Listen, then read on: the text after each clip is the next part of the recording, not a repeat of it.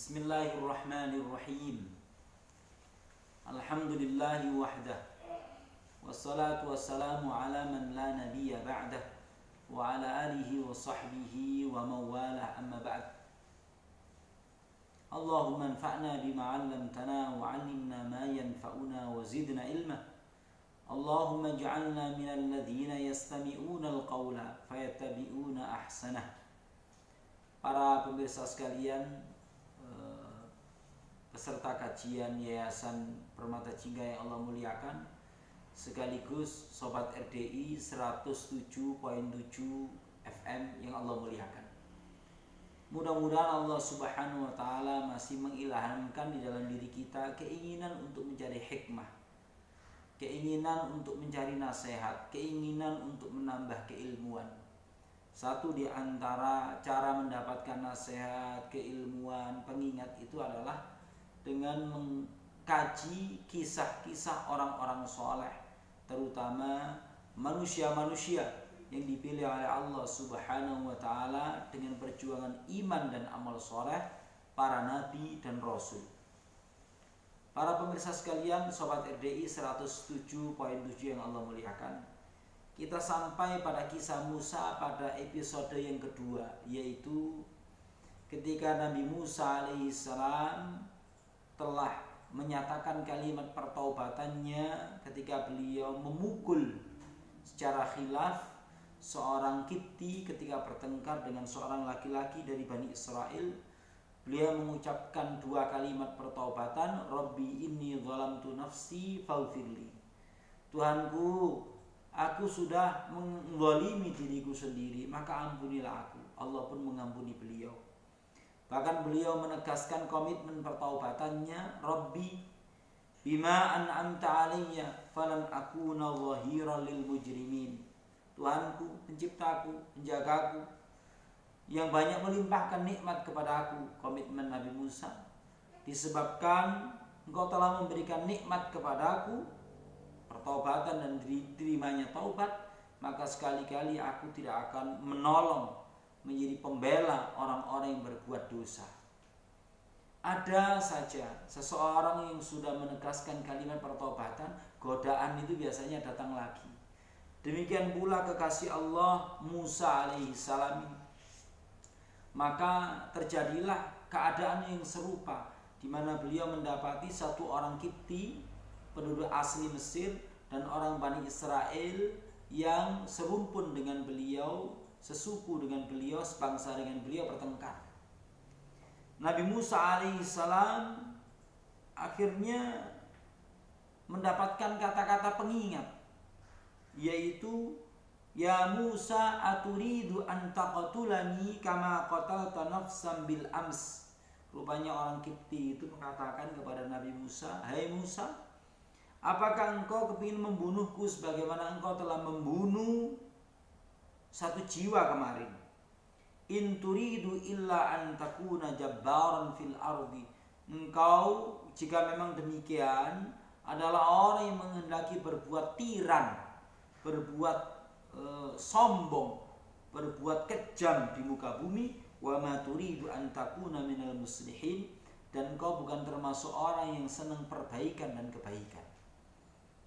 Para pemirsa yang Allah muliakan, demikianlah Nabi Musa alaihissalam, dan demikian pula orang-orang yang bertobat akan mengalami ujian. Dia betul-betul berkomitmen kuat kepada pertobatannya atau tidak. Nabi Musa alaihissalam termasuk orang yang diteguhkan di dalam pertobatannya. Apa yang terjadi? Rupa-rupanya peristiwa Musa membunuh orang Kipti itu menjadi pembicaraan publik, sampailah ke telinga para pembesar istana. Mereka bikin rembuk nasional, kalau bahasa kita itu begitu, seraya mengatakan tangkap Musa. Maka di antara keadaan yang begitu menegangkan itu, datanglah seorang yang tulus memberikan nasihat kepada Musa secara bergegas datang. Waja'a rajulun min aqsal madinati yas'a. Datanglah satu orang laki-laki yang begitu serius dari ujung kota bergegas memberikan informasi kepada Nabi Musa. Innal mala'a ya'tamiruna bika ya Musa, wahai Musa, sesungguhnya para pembesar negeri ini ya'tamiruna bika, merapatkan Anda, memusyawarahkan keadaan Anda, membicarakan Anda, liyaqtuluka, untuk membunuh Anda. Fakhruj, keluarlah Anda dari negeri Mesir ini. Innilaka minan nasihin, sesungguhnya aku termasuk orang yang memberikan nasihat yang tulus. Fakharaja minha khaifan yataraqqab, keluarlah Nabi Musa mengendap-endap penuh dengan rasa takut. Kemudian hati beliau yang sedemikian bersih suci diliputi dengan keimanan kepada Allah Subhanahu wa taala pelindungnya, maka beliau berdoa. Beliau mengatakan, Rabbi, wahai Tuhanku, penjagaku, penciptaku, najjini minal qaumil zalimin, selamatkanlah aku dari perbuatan orang-orang yang zalim. Para pemirsa sekalian, kita akan tengok pada ayat-ayat berikutnya betapa setiap keadaan yang dialami oleh Nabi Musa alaihissalam, dan ini terjadi sebelum beliau diangkat jadi Rasul, ternyata sudah dihiasi dengan kalimat-kalimat doa, kalimat-kalimat yang menunjukkan hati Musa begitu bagus, begitu baik, di mana hatinya senantiasa ta'alluq, gumantung dan bergantung kepada Allah Subhanahu wa taala penciptanya. Tertuang di dalam doa ini, yaitu beliau berdoa, Rabbi najjini minal qaumil zalimin. Sebuah kesadaran orang beriman, dia mengatakan, Tuhanku, hanya Engkau yang bisa melindungi aku, selamatkanlah aku dari tipu daya orang-orang yang zalim. Para pemirsa sekalian yang Allah muliakan, ketika Nabi Musa alaihissalam berdoa semacam itu, diilhamkan kepada beliau untuk berdoa lagi. Karena dalam kebingungan, seseorang itu butuh keseimbangan berpikir, ketenangan, supaya ada ketepatan di dalam melangkah. Maka Allah pun mengilhamkan sebuah doa. Ini kalau bahasa orang secara umum itu doa kesasar atau takut salah jalan, atau ketika mencari jalan yang tepat. Di mana Nabi Musa alaihissalam dinyatakan di sini, walamma tawajjahatil qa'a Madyana, ketika Musa sudah mengarah menunjukkan dirinya untuk melakukan perjalanan ke negeri Madian, suatu daerah yang sangat jauh dari Mesir. Di daerah Sinai masih menyeberang ke arah Palestina. Maka beliau berdoa, asa Rabbi ayyahdiyani sawa as-sabil, mudah-mudahan Tuhanku memberikan petunjuk kepadaku kepada jalan yang tepat. Para pemirsa sekalian, nah manusia kerap kali seperti kita ini dalam persimpangan-persimpangan. Ketika mengambil keputusan-keputusan penting di dalam kehidupan, harus ke kanan atau ke kiri, harus ke belakang berapa langkah atau mundur dulu beberapa langkah, harus memilih yang sebelah sana atau sebelah sini. Nah, kebingungan semacam itu, orang-orang soleh, orang-orang yang hatinya bersih, mentawajuhkan dirinya kepada Allah Ta'ala seraya berdoa sebagaimana Musa alaihissalam berdoa, asa Rabbi ayyahdiyani sawa as-sabil, mudah-mudahan Tuhanku memberikan arahan petunjuk kepada jalan yang tepat. Menujulah beliau kepada mata air negeri Madian. Dan ini perjalanan yang berhari-hari ditempuh Nabi Musa alaihissalam dalam keadaan takut dikejar-kejar aparat Fir'aun, dalam keadaan lapar, tidak kenal siapapun selama perjalanan, kecuali beliau hanya memakan daun-daun yang beliau temui. Kalau bahasa orang Jawa, makan daun pupus, ujung-ujung daun yang bisa dimakan beliau konsumsi. Para jamaah sekalian, sampailah beliau di tempat minum ternaknya penduduk Madian. Beliau mendapati di situ sekelompok orang yang memberikan minum ternaknya di sebuah telaga, di sebuah sumur yang ditutupi batu. Kemudian diamati oleh beliau ada dua orang wanita yang tidak mau berdesak-desakan ngantri. Mereka begitu menjaga kehormatan dan kemuliaan dirinya, kendati keadaan menuntut mereka berdua bekerja, tapi kemuliaan diri, harga diri sebagai seorang wanita, dua orang wanita ini betul-betul jaga, tidak mau berdesak-desakan.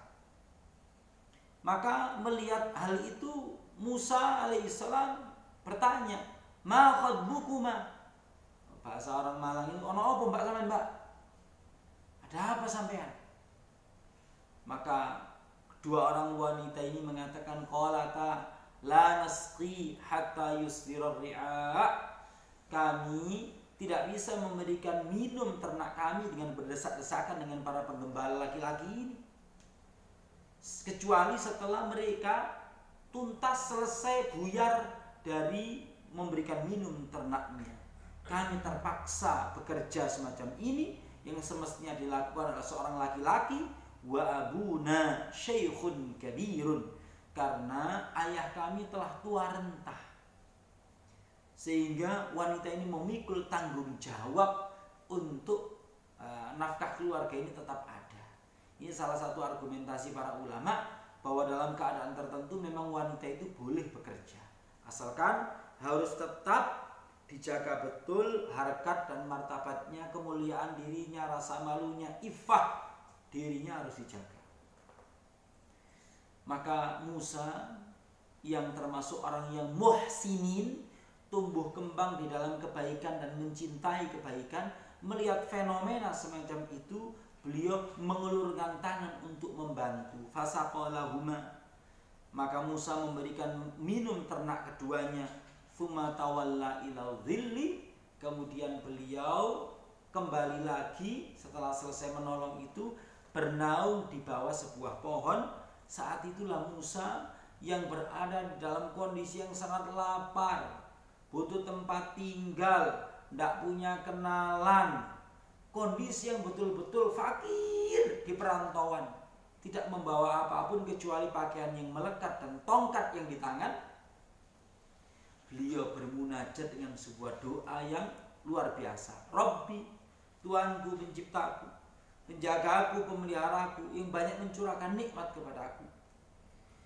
Inni lima anzalta ilayya, sesungguhnya aku terhadap apa yang engkau turunkan kepadaku, min khairin, dari segala macam kebaikan, fakirun, sangat berhajat, sangat butuh. Pada jemaah sekalian, sebuah redaksi doa yang diilhamkan Allah kepada Musa alaihissalam sangat luar biasa, berisi pujian, pengakuan kelemahan diri, kefakiran diri di hadapan Allah Ta'ala, begitu butuh kepada kebaikan apapun yang Allah turunkan. Nabi Musa, orang yang setiap tahap kehidupannya, setiap ingin dan masalahnya senantiasa diselesaikan dengan doa-doa, karena kuatnya keimanan, kuatnya ta'alluqnya hati beliau kepada Allah Subhanahu wa Ta'ala. Para pemirsa sekalian yang Allah muliakan, ini dalam istilah kita doa enteng jodoh ini katanya. Rabbi inni lima anzalta ilayya min khairin faqir. Tuhanku, sesungguhnya aku kepada kebaikan yang kau turunkan kepada aku, apapun itu, fakirun, sangat butuh, sangat berhajat.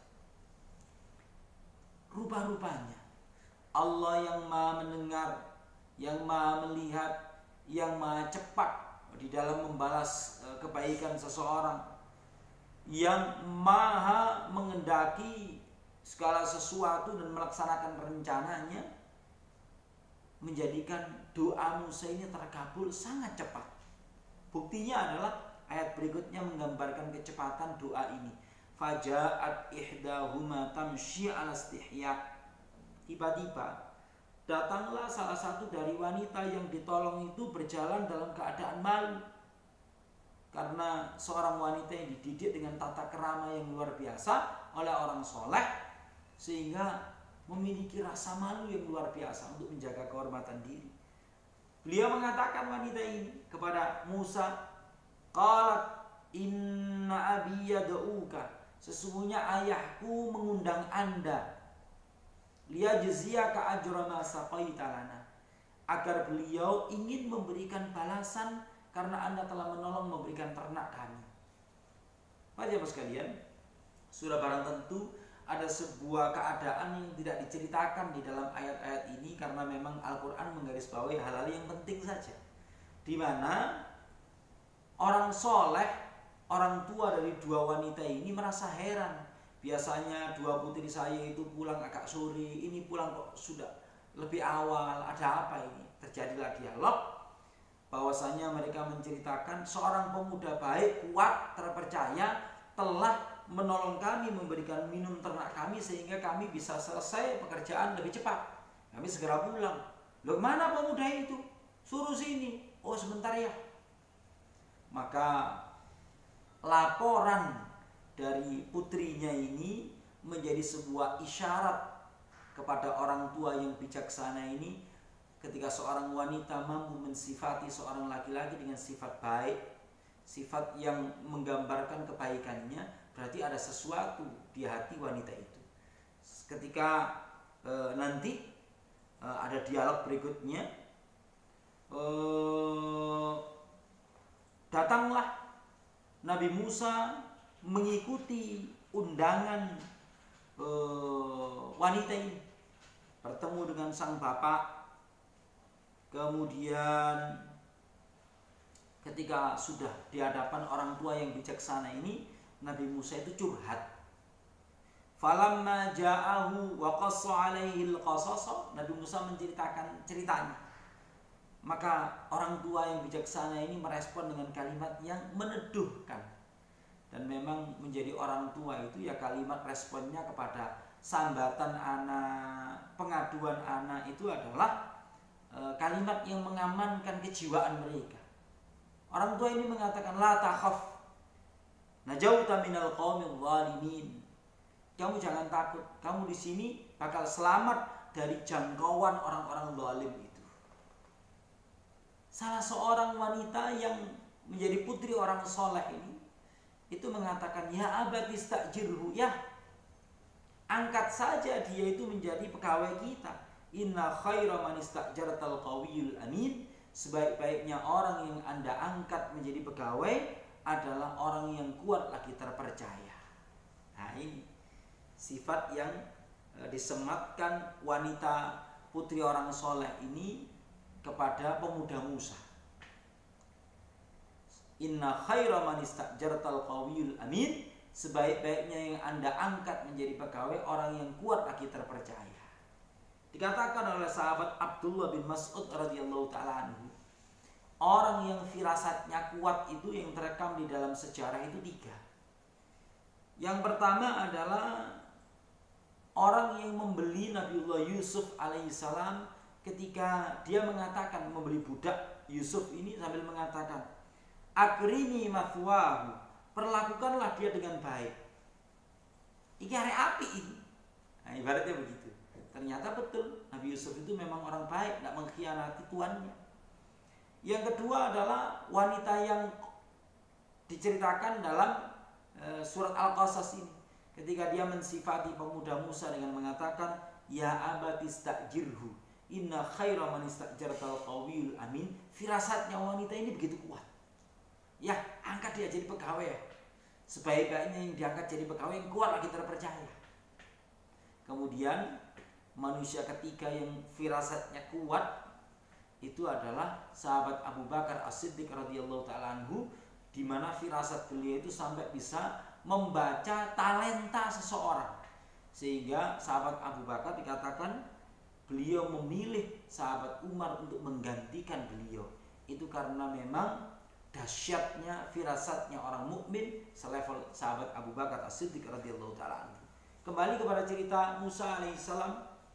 Para pemirsa sekalian yang Allah muliakan, apa yang terjadi? Maka sang ayah mengetahui penuturan dari anaknya. Sang ayah sudah membaca betul bagaimana putrinya itu menyampaikan sifat-sifat baik. Maka itu adalah sebuah isyarat, berarti anak putrinya ini suka kepada pemuda Musa ini. Terjadilah sebuah akad. Akad yang menunjukkan betapa hebatnya Nabi Musa alaihissalam dan betapa amanahnya mertuanya ini. Dikatakan di sini, inni uridu an unkihaka ihda banatayya hataini ala an ta'jurani thamaniya hijaj. Sesungguhnya aku berkehendak untuk menikahkanmu dengan salah satu di antara putriku ini, atas dasar engkau bekerja kepadaku 8 tahun. Fa in atmamta asyran fa min indik. Kalau engkau ingin menyempurnakannya 10 tahun, itu terserah kamu. Wa ma uridu an asyqa alaik. Aku tidak berkehendak untuk mempersulit kamu. Satajiduni insyaallahu minas salihin. Kelak engkau akan mendapati aku termasuk orang yang soleh, artinya menepati komitmen yang kita komitmenkan. Para jemaah sekalian, demikianlah keberkahan doa Nabi Musa alaihissalam. Beliau betul-betul diilhamkan doa yang luar biasa, dijawab oleh Allah Ta'ala dengan pengabulan yang luar biasa. Dapat istri, dapat tempat tinggal, kemudian dapat pendidikan dari mertua yang soleh, kemudian anugerah-anugerah yang lain, selamat dari orang zalim dan sebagainya. Para jemaah sekalian rahimakumullah, menebus mahar bekerja, rentang waktunya 8 tahun 10 tahun. Sebuah keadaan yang luar biasa yang dilakukan oleh Musa. Betapa beliau hidup dengan fasilitas istana, terusir, kemudian harus tinggal di mertua untuk menebus mahar karena keterbatasan materi yang beliau miliki untuk menikah. Jadi beliau menebus maharnya itu 8-10 tahun. Mana yang beliau nikahi dan mana batasan yang beliau pilih? Para jemaah sekalian, baginda Rasul Sallallahu Alaihi Wasallam pernah ditanya terkait hal itu. Mana yang dipilih Musa? Yang paling sempurna dan yang paling baik. Apa itu? 10 tahun beliau menebus mahar. Siapakah wanita yang dipilih oleh Nabi Musa alaihissalam? Maka dikatakan as-sughra minhuma, yang paling kecil di antara dua wanita yang bersaudara. Para jemaah sekalian rahimakumullah, ada satu poin penting di dalam cerita Musa alaihissalam di dalam kisah ini, yaitu beliau mengawal setiap keadaan kehidupannya, kesusahannya, keinginannya, permasalahannya, dan tetek bengek dari kehidupan ini. Beliau senantiasa curhat kepada Allah, doa kepada Allah, sehingga ini mencerminkan kebersihan hati Musa alaihissalam dan kekuatan iman Nabi Musa alaihissalam. Para pemirsa sekalian yang Allah muliakan, insya Allah pada pertemuan berikutnya adalah kita membicarakan bagaimana Musa diangkat menjadi Rasul Allah, bagaimana beliau memimpin Bani Israel. Insya Allah kita lanjutkan pada pertemuan yang berikutnya. Aqulu qawli hadza, tsumma assalamu alaikum warahmatullahi wabarakatuh.